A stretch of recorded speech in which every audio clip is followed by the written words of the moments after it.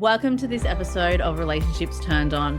Today I'm going to talk about why your partner feels disconnected and how to fix it.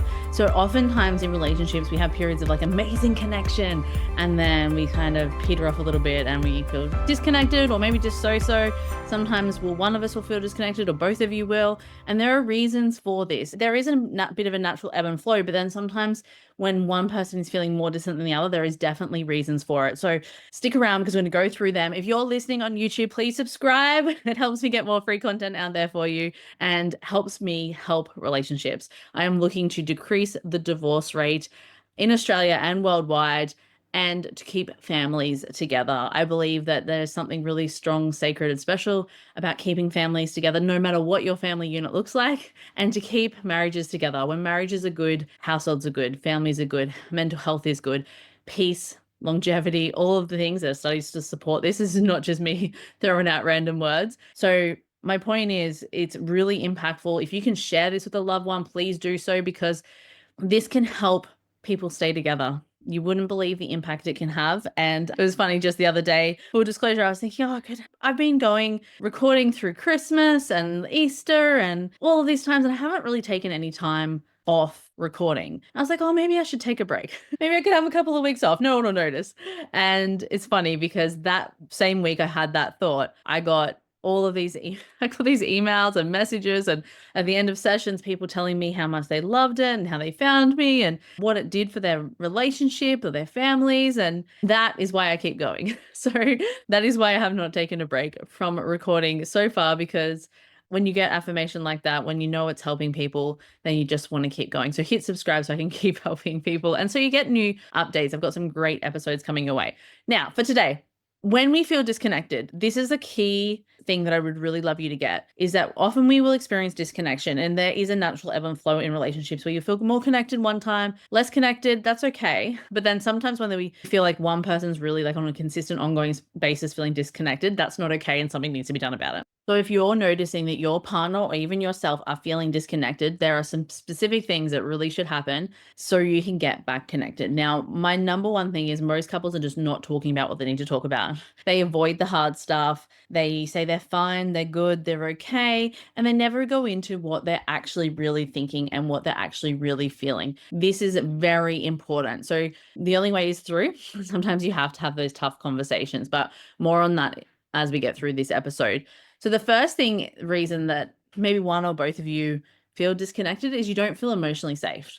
If you are dismissing, criticizing, that type of thing, the other person will shut down to protect themselves. So when that's in the relationship, when they feel judged or criticized or dismissed, then they will disconnect and they will not feel emotionally safe. And then they won't want to share things with you, right? So it's really important that you meet with whatever they say or feel with kindness, with curiosity, even when things go hard, even when they tell you things you don't like, you have to meet it that way. Otherwise, sharing becomes very difficult and we've got to rebuild that trust between both of you.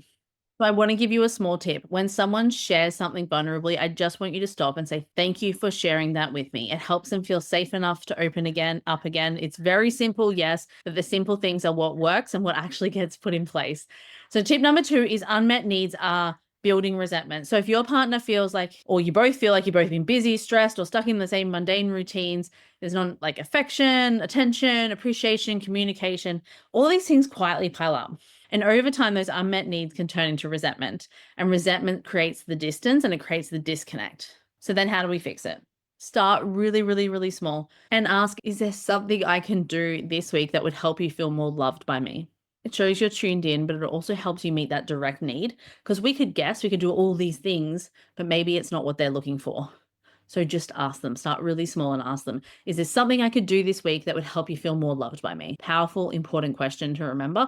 And even if you're not feeling disconnected, it's a great question to ask anyway. So we can always refine and get better and be meeting each other's needs. The more needs that are met, the more connected you both feel. The more you're able to share vulnerably, have that safe space for conversation, the more connected you'll feel. And the next one is they're feeling overwhelmed or burnt out. So sometimes it's not just about the relationship. Sometimes it's like all the stress, all the overwhelm, is juggling kids and work. Maybe there's mental health struggles. And they might not have the emotional bandwidth to actually connect with somebody else. Like, for example, their cup might be empty and they've got nothing else to give. And so It's important not to take it personally and to go very gently here and just ask, like, is there something heavy for you right now? Is something pressuring you or you're not feeling right? And just ask so you can know what you can do to then support them. And don't make it mean something about you. This is the biggest trap people get stuck in. It's like, they feel disconnected from me. They feel this, they feel that. If you inherently don't feel good within yourself, of course you're not going to feel connected or loving or whatever towards somebody else. So two people have to both feel good mentally, emotionally, and physically to connect with one another to then have that relationship. So sometimes it's about reducing the overwhelm for that person, reducing the stress, getting a bit more support maybe, and then you're able to move forward. Number 4, you're not really seeing each other anymore. So you're not spending quality time, or you're not seeing them who they are today, or you're not seeing them when you first met. All right, number 4, that's my drum roll. You're not really seeing each other anymore. So you're not spending quality time, or you're not really seeing them. You're not seeing them who they are today, or you're not seeing them when you first met. You're not seeing, or there's a couple of things that can happen. You can see them how you first met. More often than not is that you see them, if you've had a bad patch or a rough patch, you see them stuck there and they may not be that person anymore, but you still treat them like they are. You have to be able to really see the person in front of you today. They have grown, they have evolved, and they have changed. Even if you feel like they're stuck in their ways, things about them will have changed. So you need to really see them and meet them where they're at now. Doesn't matter if you've been together for 30 years, people change, people grow. Things happen that inherently changes people, experiences happen. So I just want you to ask them, what's something new I don't know about you? Or what's been lighting you up lately? That shows curiosity. It shows that the other person matters to you and that you really want to know them and like meet them where they're at right now.